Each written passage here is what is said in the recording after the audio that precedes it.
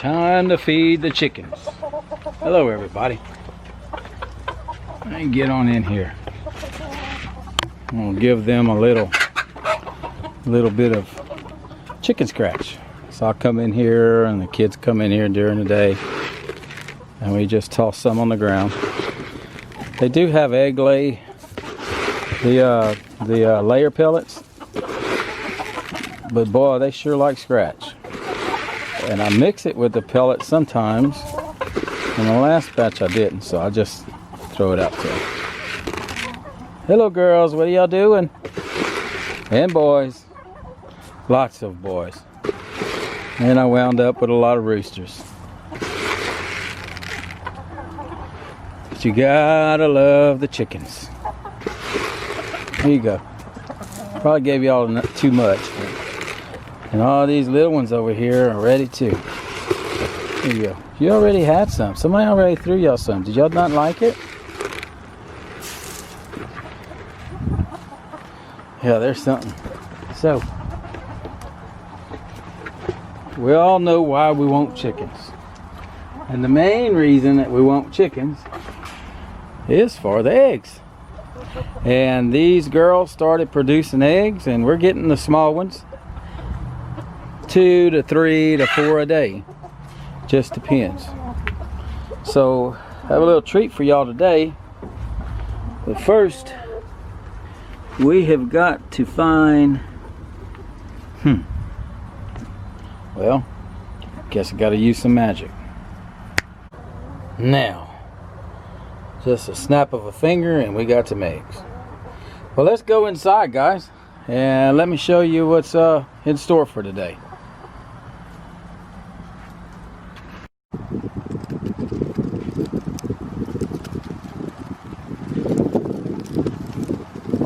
I didn't get to film me making this, but this is a keto pizza, and it's actually really easy to make if you know, because I made it many times.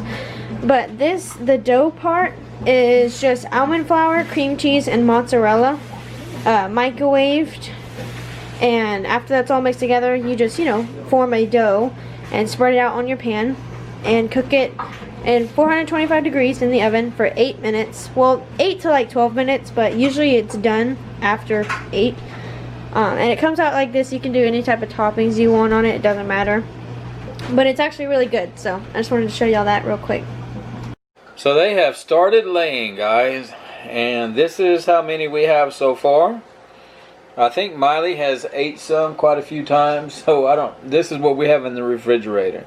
So you can see that they're still dirty. We don't clean them because you want to leave the coating on the egg until you're ready to use them, because it actually preserves them a lot longer. So this is about a week's worth of eggs. I would think maybe 2 weeks. We're getting 4 a day. We're getting 4 eggs a day. So 3 to 4 eggs a day. So that's pretty cool. So they're getting a little bigger, but they're not quite the size of the eggs that you would actually get in the store, and I'll show you. This is the size of an egg in a store, so you can tell the difference. That they're small eggs. So I guess they're called pullets. One of my subscribers told me it was called a pullet. So that's really cool. So today what I want to have you here with me for is we're actually going to dehydrate some eggs. So when you get a lot of chickens and you're going to be having eggs every day, if you have a chicken and you're laying an egg a day per chicken and you have 10, you're getting quite a bit of eggs. And if you have more, then you got to figure out what you're going to do with all of these eggs. You know, you could be having a refrigerator full of them. So there's things that you can do with them. And one thing that we're going to do today is dehydrate them. I've been dehydrating eggs for quite some time. And I vacuum seal them and I'll put them on the shelf when we're done. And I want to take you along with how we do it. And maybe this will help you if you have a whole lot of backyard chickens and you're needing something to be able to actually prep. And it becomes a prepping item that you can store it on the shelf, and it's not going to expire. It's going to be dehydrated powdered eggs. And if you ever go and try to buy a number 10 can of dehydrated egg powder, you'll see that you're going to end up paying about $40 something for a number 10 can. And if you're able to get production from chickens, you're able to actually save yourself quite a bit of money and still be able to have powdered eggs that you can reconstitute with water, and you can make scrambled eggs, or you can use it for baking as well. So we'll take you through the process of dehydrating, and let's go ahead and get started. First thing we're going to do is we're going to add some eggs, and Miss Kelly's with us today, and we're going to add some eggs to the bowl. And you cannot leave one eggshell inside the bowl. I'm not going to make any promises, but I'll try. You sure? Just because you said that, almost put one in there. That's 18 eggs to a carton, so we'll get these in here and then get them scrambled up. Now, one key thing is do not put seasoning in your eggs. You don't want to season them with pepper and salt or anything. You want these things just as they came out the shell. That ought to be enough for one. And what I'm going to use is my Nesco food and jerky dehydrator. And the reason why is because I have these fruit trays. And these fruit trays are good for, like, if you're making fruit roll-ups, you can put this thing in here and you put your liquid in here, and as it dehydrates it turns into like a roll-up, and once all the moisture is taken out of it, and that's what, but I also use them for eggs, and that's how I get them done. So I'm going to take these and add them to each one of these. I'm not sure what 18 eggs is going to do. I have some more eggs to do as well. We're going to see how many we get out of these 1, 2, 3, 4 trays.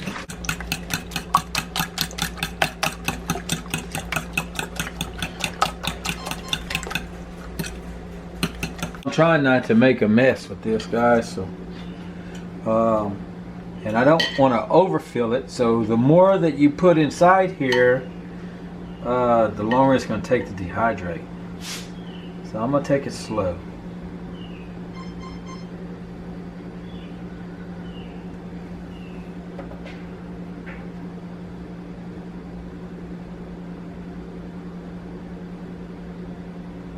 Let's see what that does.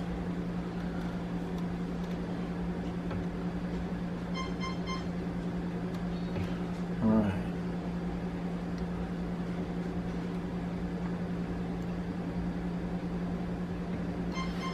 Okay, so that one's good. Now this is 18 eggs? Yeah. Okay, so this is 18 eggs, y'all. That was one tray. We're gonna see what this does. Just be careful because, man, eggs are sticky when they get all over the counter.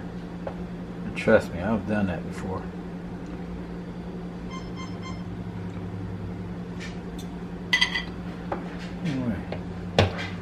Whoa, I almost had it on the counter. Okay, so that one's done. One more. That's what that does.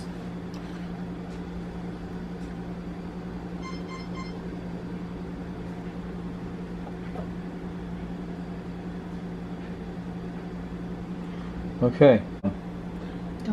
18 eggs will give you, well, 18 eggs you can use 3 trays for. And we're empty. So we'll put that in here.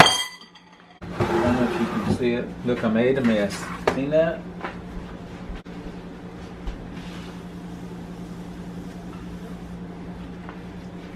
Okay, so don't throw your eggshells away. That is for your chickens. So I'm gonna put the top tray, and I'm gonna keep the fruit tray in anyway. So, because why is I want to break these eggshells up. I don't want them to drop inside the eggs that I have in there. But as I'm dehydrating the eggs, I can dehydrate the egg shells. And once they get all dried up, I can break them up some more and then feed them to the chickens.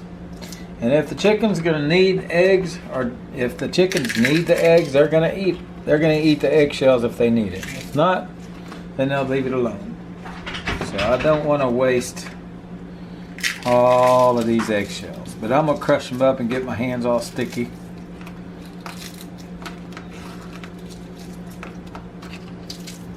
So it can work along, it can dehydrate with my eggs. These powdered eggs will last for years. And you don't have to refrigerate them. You don't have to freeze them. You just have to vacuum seal them once they're powdered and you've removed all the moisture content. So the benefit of it is it's just another added prep that you have inside your pantry. And if you're getting a whole lot of eggs, you know, it's well worth the try. Now you can do this in an oven as well. You can do the same process that I've done. You can take a cookie sheet, a pan that has edges on it, and you can lay like some wax paper on the bottom, and then once you scramble your eggs, you can pour them into that coffee sheet, and you can actually put them inside the oven, and you can watch them as they're baking.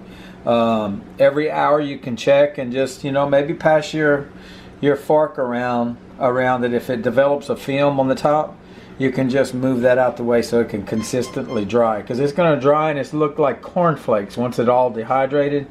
And then from there, what we're going to do is we're going to take it and we're going to mince it into a blender. You can use other means to actually pulverize it into a powder, but the best thing is like these mincers or food processors or whatever.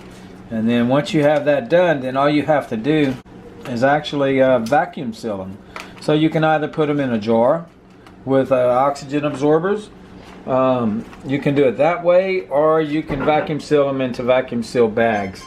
And that's how we do it. We've done it many times, and we put them inside the cabinet, and that's it. And when you're ready and you need eggs, you have them available to you. Alright, so we're going to put this cover on here.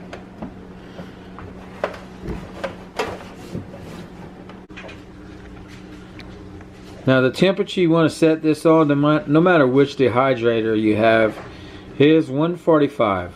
And it'll take about 15 to 18 hours to do these 3 trays. And I think it's going to take longer for the egg shells as well. But we'll keep a constant eye on it after the 16-hour mark. We're going to get this thing plugged in and we're going to get it going. And tomorrow's video, we'll come back to you and we'll show you the finished product. We'll show you what it looks like before we mince them into a powder, and then what it looks like as a powder, and the vacuum sealing process, so you can get the full scope of it. I appreciate all of you guys hanging in here. Now you know that you can dehydrate your eggs. It's very easy to dehydrate eggs, and you can do it with a dehydrator or you can do it with your oven. And you know the process, the temperature, and how long that it's going to take for you to remove all the moisture. Tomorrow when we come back, you'll be able to see the process of getting the dried flakes powdered, and then after they're powdered, we'll get them vacuum sealed. So we'll talk to you guys tomorrow. I hope everyone stays safe, stay well, and always remember to prepare for the unknown.